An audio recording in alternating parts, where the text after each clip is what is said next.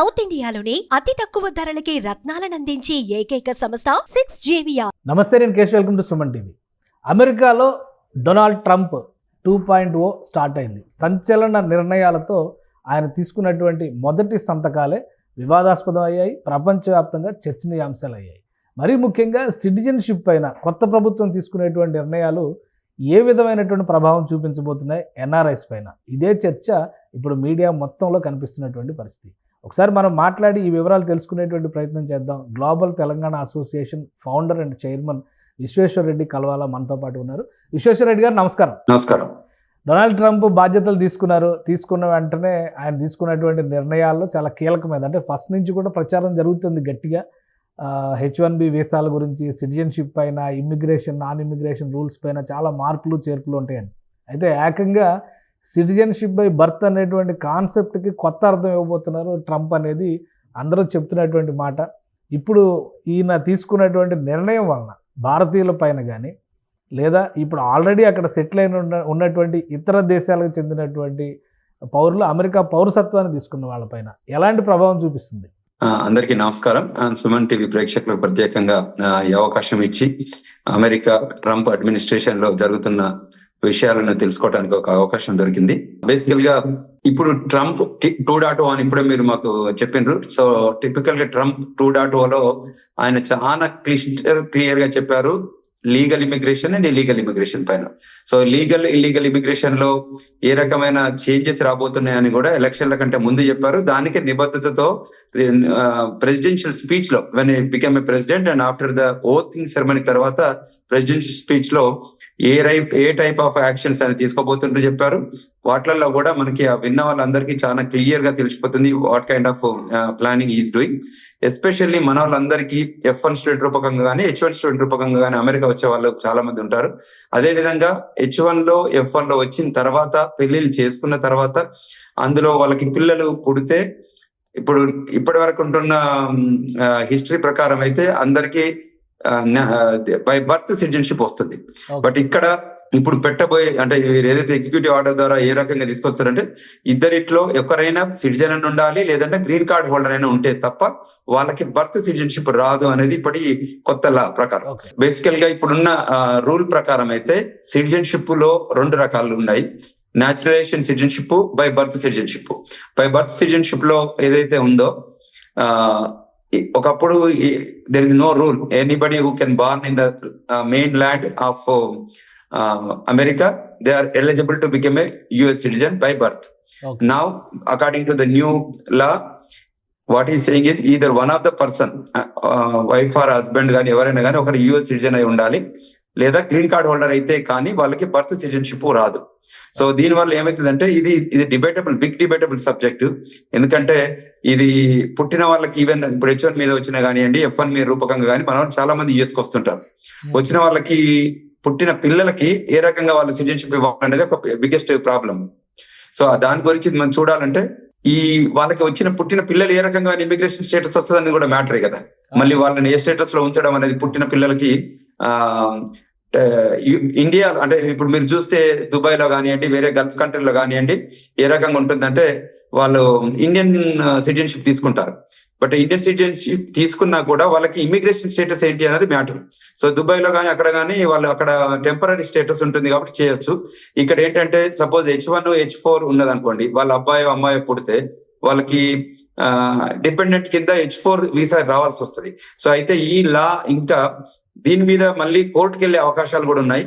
ఎందుకంటే ఈ court system లో వాళ్ళు ఏ రకమైన జడ్జిమెంట్ వస్తుంది అనేది కూడా ఒక కన్సర్న్ ఉంది. సో ఈ నెక్స్ట్ 29 days లోపల, అంటే ఇప్పటి వరకు పుట్టిన వాళ్ళ మీద కన్సర్న్ లేదు కానీ ఇక ముందు పుట్టబోయే వాళ్ళ పైన ఈ 29 days తర్వాత నుంచి ఏ రకమైన పిల్లలు వస్తారో ఆ పిల్లల్ని మనం ఎంతమంది రావచ్చు అనే దానికి, అంటే ఎస్పెషల్లీ నాన్ ఇమిగ్రెంట్ కిడ్స్ కి ఎంతమందికి అవకాశాలు ఉన్నాయనేది మనం చూడవచ్చు. బట్ ఇప్పుడే దాని మీద అంటే ఈ నెక్స్ట్ 30 days అయితే ఓకే, బట్ బియాండ్ 30 days అయితే దెర్ ఇస్ అ కన్సర్న్ తప్పకుండా ఉంది. ఇది అందరికి, అంటే it's not only Indian people impact, it's a global impact. ఇది బై బర్త్ కోసం వచ్చిన సిటిజన్షిప్ అయితే. కానీ ఒకటి February 20వ తేదీన ఒక డెడ్ లైన్ పెట్టారు. ఆ డెడ్ లైన్ లోపు పుట్టిన పిల్లలకి అందరికి కూడా పాత రూల్స్ ప్రకారం సిటిజన్షిప్ వస్తుంది. తర్వాత మారేటువంటి అవకాశం, ఒకవేళ కోర్టులు దీన్ని క్వశ్చన్ చేస్తే, కోర్టులో కనుక క్వశ్చన్ చేస్తే డెసిషన్ రావడానికి ఎంత టైం పట్టొచ్చు, అసలు ఇది ఇంప్లిమెంటేషన్ అవ్వడానికి ఎంతవరకు ఛాన్సెస్ ఉన్నాయి? దీనిపైన కొంచెం జడ్జిమెంట్ టైం తీసుకుంటుంది. సో వాళ్ళు పెండింగ్ పెడతారు, అంటే ఈయన డెసిషన్ ని రిస్ట్రైన్ చేస్తారు వాళ్ళు. అంటే ప్రెసిడెంట్ ఇచ్చిన నిర్ణయాన్ని వాళ్ళు ఆపొచ్చు, అంటే పెండింగ్ లో పెట్టొచ్చు. వాళ్ళు పెట్టి వాళ్ళకి ఏదో ఒక జడ్జిమెంట్ ఇస్తారు కదా, 1 month 2 months, దాన్ని వాళ్ళు మళ్ళీ డెసిషన్ తీసుకునే వరకు ఇది పెండింగ్ లో ఉంటుంది.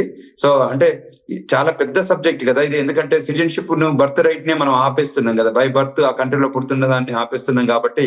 సో దాని మీద we have it's very big debate. And also courts also intervene చేస్తాయి, supreme court of united states intervene అయ్యి దాన్ని జడ్జిమెంట్ ఇస్తుంది ఈ లైన్ లో. రైట్. ఇంకా కొన్ని నిర్ణయాలు ట్రంప్ అడ్మినిస్ట్రేషన్ లో ఫస్ట్ నిర్ణయాలు 220 ఎగ్జిక్యూటివ్ ఆర్డర్స్ సైన్ చేశారు.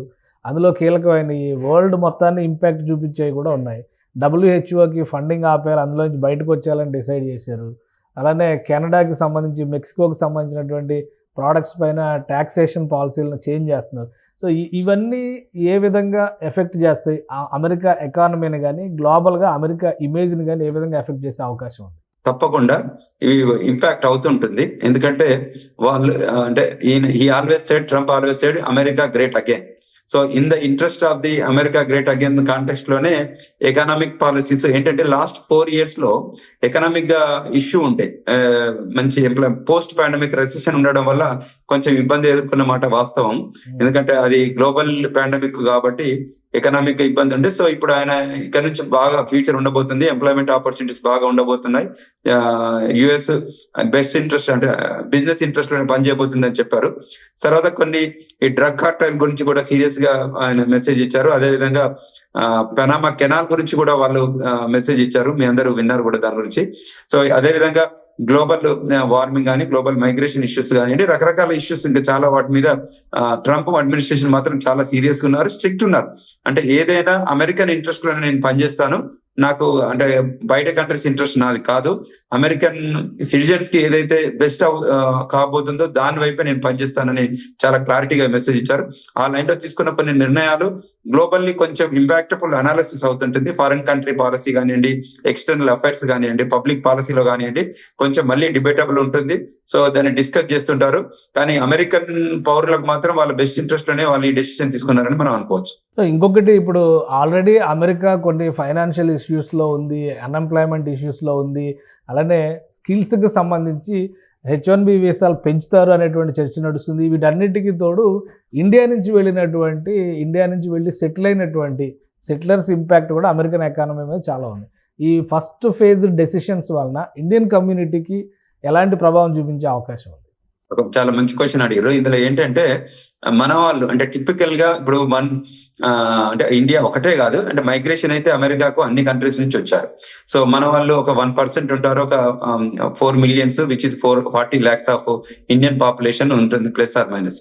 సో వచ్చిన పాపులేషన్ లో మనం పర్సంటేజ్ చూస్తే మెజారిటీ స్టూడెంట్స్, తర్వాత H1B వర్కర్స్, తర్వాత సెటిల్ అయిన గ్రీన్ కార్డ్ హోల్డర్స్, సిటిజన్షిప్ ఉంటుంది. అంటే non immigrant workers, immigrant workers, are non immigration status, immigration status లో పార్టిసిపేట్ చేసేవారు ఉంటారు. కాకపోతే ఇందులో ఉన్న వాళ్ళ దానిలో F1 స్టూడెంట్స్ కి వచ్చేసి మనకున్న కన్సర్న్స్ ఏంటంటే వాళ్ళు అక్కడికి వచ్చి మన వాళ్ళు పార్ట్ టైం జాబ్స్ చేస్తున్నారండి. సో స్పెసిఫిక్ గా ఈ గ్యాస్ స్టేషన్లు, గ్రాసరీ స్టోర్లు, లిక్కర్ స్టోర్లు, ఏదో ఒకటి నేమ్ ఇట్ సమ్ ఆఫ్ దానిలో అనాథరైజ్డ్ వర్క్ చేస్తున్నారు. మీరు ఇప్పుడు నిన్న చూస్తే ఒక అబ్బాయి చనిపోయాడు, ఈ అనాథరైజ్డ్ వర్క్ చేస్తూ ఫుడ్ డెలివరీకి వెళ్తే అక్కడ షూటింగ్ లో అబ్బాయి చనిపోయాడు. అంటే టిపికల్ గా ఈ ఇంపాక్ట్ ఏదైతే what we recommend to the student community ఏంటంటే అనాథరైజ్డ్ వర్క్ చేయకండి, ఎస్పెషల్లీ ఎక్కడైతే ఇబ్బందులు అంటే ఈ రీజనబుల్ గా లేని ప్లేసెస్ కు తప్పకుండా వెళ్ళకండి అని మేము మెసేజ్ ఇస్తున్నాం. సో ఆ F1 స్టూడెంట్స్ లో ప్రాపర్ గా లోన్ తీసుకొని కానీ, ప్రాపర్ గా డిపాజిట్ చేసి కానీ, ప్రాపర్ గా డాక్యుమెంటేషన్ సబ్మిట్ చేసి కానీ వీసా రూపకంగా వస్తే ఇబ్బంది ఏం లేదు. కానీ ఏదైనా ఇష్యూస్ ఉన్నాయనుకోండి, పోర్ట్ ఆఫ్ ఎంట్రీలో మాత్రం వాళ్ళు ఇంటర్వ్యూ చేస్తారు. మళ్ళీ ఒకసారి ఆ ఇంటర్వ్యూలో వాళ్ళకి నచ్చితేనే లోపలికి రాణిస్తారు, నచ్చకపోతే వాళ్ళకి డిపోర్ట్ చేసే అవకాశం ఉంది. ఇది F1 వీసాలో. రెండవది ఏంటంటే H1B, అంటే which is skilled labour. So H1B programme కూడా ఇది universal programme, it's not an India specific, but అందులో కూడా అన్ని రకాల సెక్టర్స్ ఉంటాయి. మనది ఐటీ సెక్టర్ అందులో భాగంగా. So majority IT sector folks Telangana, Telugu రాష్ట్రాల నుంచి ఉన్నారు కాబట్టి వాళ్ళకి ఎక్కువ అవకాశాలు ఉన్నాయి. ఇప్పటి వరకు చాలా మంది అక్కడ ఉన్నారు. ఫ్యూచర్ లో కూడా రావడానికి ఆస్కారం ఉంది. H1B ప్రోగ్రామ్ లో కూడా 65,000 మంది రెగ్యులర్ కోటా, 20,000 మంది మాస్టర్స్ కోటా రూపకంగా ప్రతి సంవత్సరం 85,000 న్యూ H1B వీసాలు ఇస్తారు. అదే కాకుండా మిగతా H1 ట్రాన్స్ఫర్స్ ఉంటాయి, H1 రెన్యువల్స్ ఉంటాయి. కంపెనీ ట్రాన్స్ఫర్ రూపకంగా కూడా ఎంప్లాయ్మెంట్ చేంజ్ అయినప్పుడు కూడా మళ్ళీ రిపీటెడ్ గా H1 ఫైల్ చేస్తుంటారు. ఈ క్రమంలో వాళ్ళు ఏం చేస్తారంటే ఫీజు తీసుకుంటారు, ఒక ఫీజు. ఆ ఫీజుని ఏంటంటే ఆడిట్ ఫీ కానీ ఫ్రాడ్ ఫీ లాగానే తీసుకుంటారు. సో ఎప్పుడైతే ఒక H1B ఎంప్లాయీ ఒక లొకేషన్ లో పనిచేస్తారని చెప్పి మనం USCIS అప్లికేషన్ I-129 లో మెన్షన్ చేస్తామో ఆ అడ్రస్ కి ఎంప్లాయీ USCIS నుంచి సైట్ ఆడిట్ కి వస్తారు. సైట్ ఆడిట్ కి వచ్చినప్పుడు వాళ్ళు ఆ ఎంప్లాయర్ ఏదైతే వర్క్ లొకేషన్ లో వాళ్ళు ఉన్నారనుకోండి, ఇబ్బంది ఏం లేదు. ఒకవేళ వర్క్ లొకేషన్ లో వారు లేకపోతే దాన్ని మళ్ళీ ఆ H1 ని క్యాన్సిల్ చేయడానికి ఆస్కారం ఉంటుంది. సో అంచేత అది ఒకటి మనకి ఇబ్బందికరమైన పరిణామం. ఇంతకుముందు చాలా లిబరల్ గా ఉన్న సిస్టమ్ ఇప్పుడు కొంచెం రిజిడ్ గా ఉంటుంది, స్ట్రిక్ట్ గా ఉంటుంది. ఆడిటింగ్ కూడా స్ట్రిక్ట్ గా ఉంటుంది, పోర్ట్ ఆఫ్ ఎంట్రీలో స్ట్రిక్ట్ ఉంటుంది. ఈ USCIS ఆఫీసర్స్ కానీ CBP ఆఫీసర్స్ కానీ వాళ్ళ రోల్స్ అండ్ రెస్పాన్సిబిలిటీని స్ట్రిక్ట్ గా ఫాలో అవ్వడానికి ఆస్కారం ఇప్పుడు ఎక్కువ ఉంది. కానీ ఒకటంటే ఇప్పుడు ట్రంప్ అడ్మినిస్ట్రేషన్ ఎఫెక్ట్ ఒకవైపు, ఇంకోవైపు వరుసగా జరిగినటువంటి ఇన్సిడెంట్స్, స్టూడెంట్స్ అక్కడికి రావడము, ఇటువంటి మరణాలు, ఇవన్నీ కూడా తల్లిదండ్రులు ఒక ఆందోళన రేకెత్తిస్తున్నటువంటి ఇన్సిడెంట్స్. ఇలాంటి సినారియోలో అమెరికాకి చదువు కోసం రావడం అనేది, లేదా ఉద్యోగం అంటే H1B వచ్చిన తర్వాత అక్కడికి వస్తారు కాబట్టి కొంత ప్రొటెక్షన్ ఉంటుంది.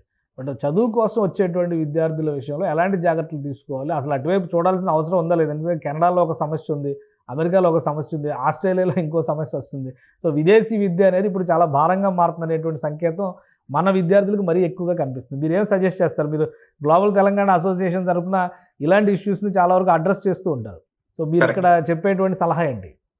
తప్పకుండా అంటే ఏంటంటే హైయర్ ఎడ్యుకేషన్ కోసం ఇక్కడ ఉన్న కమ్యూనిటీ తప్పకుండా ట్రావెల్ చేస్తారు. మీరు అన్నట్టు అది ఆస్ట్రేలియా కానివ్వండి, కెనడా కానివ్వండి, యూరోప్ కానివ్వండి, అమెరికా కానివ్వండి. మొదట మన వాళ్ళంతా మెజారిటీ యుఎస్కి వీసాకి అప్లై చేస్తారు. అక్కడ రాని పక్షంలో వాళ్ళు కెనడాకి ట్రై చేస్తారు, రాని పక్షంలో యూరోప్ చేస్తారు, రాని పక్షంలో ఆస్ట్రేలియా ఉంటారు. సో ప్రైమరీగా మాత్రం తప్పకుండా వాళ్ళ మైగ్రేషన్ మాత్రం, ఎందుకంటే హైయర్ స్టడీస్ కావాలి, థీసిస్ వర్క్ కావాలి, PhD వర్క్ కావాలి, కొంచెం ఇన్వెన్షన్ ఆపర్చునిటీస్ ఉండాలి. అంటే గ్లోబల్ మైగ్రేషన్ లో వీళ్ళకి ఆపర్చునిటీస్ ఉన్నాయి కాబట్టి బయలుదేరుతారు. మనం తప్పకుండా ఎంకరేజ్ చేస్తున్నాము. వాళ్ళు ఏ కంట్రీస్ లో వాళ్ళ స్కిల్ ఏరియాలో టెక్నాలజీ ఉంటే సిలికాన్ వ్యాలీ కానివ్వండి, ఆటోమొబైల్ ఇండస్ట్రీ అంటే యూరోప్ కానివ్వండి, రకరకాల సెక్టర్ లో వాళ్ళు ట్రావెల్ చేయడానికి ఆస్కారం ఉంటుంది. సో మేము ఎంకరేజ్ చేస్తాము, వెల్కమ్ చెప్తున్నాం, మాస్టర్స్ కి రమ్మంటున్నాం. ఆర్గనైజ్డ్ గా అంటే those countries, whatever we are talking about, those countries are law of the lands and they implement right away. So అటువంటి సిచ్యువేషన్ లో మనం లా ఆఫ్ ద ల్యాండ్ ఏదైతే లాస్ ఉన్నాయో మనం గైడెన్స్ తీసుకొని ఒక లా ఫర్మ్ ద్వారా కానివ్వండి, నాన్ ప్రాఫిట్ ఆర్గనైజేషన్ లో సీనియర్లు ఉంటారు కదా, వాళ్ళ ద్వారా గైడెన్స్ తీసుకొని మనం ఆ గైడెన్స్ ప్రకారం మసలితే ఏ మాత్రం ఇబ్బంది లేదు. ఎందుకంటే నేను ఒక 26 సంవత్సరాల నుంచి అమెరికాలో ఉన్నాను. గత 10 సంవత్సరాల నుంచి కూడా ఎక్కువ మైగ్రేషన్ జరిగింది. జరిగిన దానిలో కూడా మీరు అన్నట్టు ఈ రకరకాల ఈ డెత్ ఇష్యూస్ కానివ్వండి, యాక్సిడెంటల్ ఇష్యూస్ కానీ, పోర్ట్ ఆఫ్ ఎంట్రీ ఇష్యూస్ కానివ్వండి, DUI ఇష్యూస్ కానివ్వండి, రకరకాల ఇష్యూస్ వస్తున్నాయి. బట్ వాటిని అడ్రస్ చేయగలుగుతున్నాం మన ఆఫీస్ ద్వారా రూపకం కానివ్వండి, లేకపోతే నాన్ ప్రాఫిట్ ఆర్గనైజేషన్ రూపకం కానీ వాళ్ళు మన దగ్గర గైడెన్స్ తీసుకొని ముందుకెళ్తున్నారు. బట్ మేము ఎంకరేజ్ చేస్తాం, రికమెండ్ చేస్తాం. అంటే తప్పకుండా వాళ్ళు వెళ్ళాలి, ఎక్స్ప్లోర్ కావాలి వరల్డ్ ను. వాళ్ళ సెకండ్ సైడ్ ఆఫ్ అంటే ద సైట్ గ్లోబల్ లో బయటకు వెళ్తే ఏమవుతుందంటే 360 డిగ్రీలో మనం చూడగలిగే అవకాశం ఉంటుంది. వాళ్ళకు కూడా ఎక్స్పోజర్ ఉంటుంది, ఎన్లైటన్మెంట్ అవుతుంది. ఈ ఫ్యూచర్ ఏ రకంగా ఉండబోతుంది, ఎడ్యుకేషన్ ఏ రకంగా ఉంటుంది, ఎంప్లాయ్మెంట్ ఎలా ఉండబోతుంది, గ్లోబల్ లో ఏ టైప్ ఆఫ్ కాంపిటీషన్ ఉంది అనేది కూడా వాళ్ళకి తెలవడానికి ఆస్కారం ఉంటుంది. ఎందుకంటే ఒక్కొక్క కంట్రీలో కూడా ఒక్కొక్క అడ్వాంటేజెస్ ఉన్నాయి. సో ఆ కంట్రీలో వెళ్ళి ఎడ్యుకేట్ అయ్యి నేర్చుకొని గెయిన్ అయ్యి, అంటే నాలెడ్జ్ గెయిన్ అయ్యి మళ్ళీ ఇండియాకి రావచ్చు. ఆ ఏదైతే మన బ్రెయిన్ ని గెయిన్ అవుతామో దాన్ని రివర్స్ గా మళ్ళీ మనం ఇండియాకి తీసుకొచ్చి ఇంప్లిమెంట్ చేయడానికి ఆస్కారం ఉంటుంది. మంచి రీసెర్చ్ చేశారనుకోండి, అక్కడ వెళ్ళి ఆ రీసెర్చ్ ఫలాలను కూడా భారతదేశానికి ఇస్తే ఇంకా అది గొప్పగా ఉంటుంది.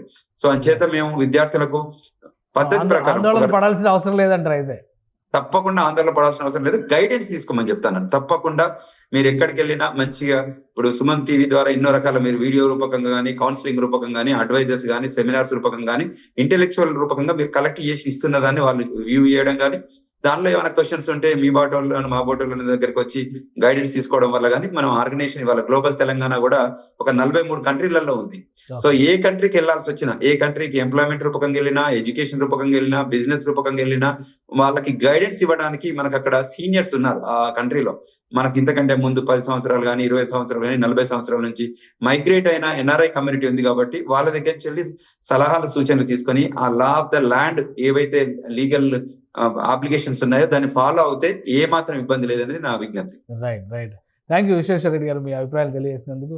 ఇది అమెరికాలో కొత్త శకం ట్రంప్ 2.0తో ప్రారంభమైంది. అయితే తీసుకున్నటువంటి నిర్ణయాలకి చట్టబద్ధత ఉంటేనే అమలు చేసేటువంటి అవకాశం ఉంటుంది కాబట్టి ప్రజాస్వామ్య దేశంగా అమెరికాలో దీనికి కావాల్సినంత రక్షణ వ్యవస్థలు చట్టపరంగా ఉన్నాయని విశ్వేశ్వర రెడ్డి గారు చెప్తున్నారు. మరోవైపు మన దేశం నుంచి వెళ్ళేటువంటి విద్యార్థులకి, ముఖ్యంగా తెలుగు రాష్ట్రాల నుంచి వెళ్ళేటువంటి విద్యార్థులకి సలహా, సంప్రదింపులు, మార్గదర్శనం చేయడానికి గ్లోబల్ తెలంగాణ అసోసియేషన్ ఎప్పుడు సిద్ధంగా ఉంటుంది. లీగల్ ప్రొసీజర్స్ పద్ధతి ప్రకారం ఫాలో అయ్యి ఆ సిస్టమ్స్ని కరెక్ట్గా అనుసరిస్తే ఎలాంటి సమస్యలు ఉండవు. ప్రపంచాన్ని చూడాలంటే ఖచ్చితంగా భారతదేశం బయటకు రావాల్సిన అవసరం ఉందని ఆయన విశ్లేషిస్తున్నారు. ఇది special discussion. Keep watching. Suman టీవీలో మీ పర్సనల్ అండ్ బిజినెస్ ప్రమోషన్స్ కోసం కింది నెంబర్కి కాంటాక్ట్ చేయండి.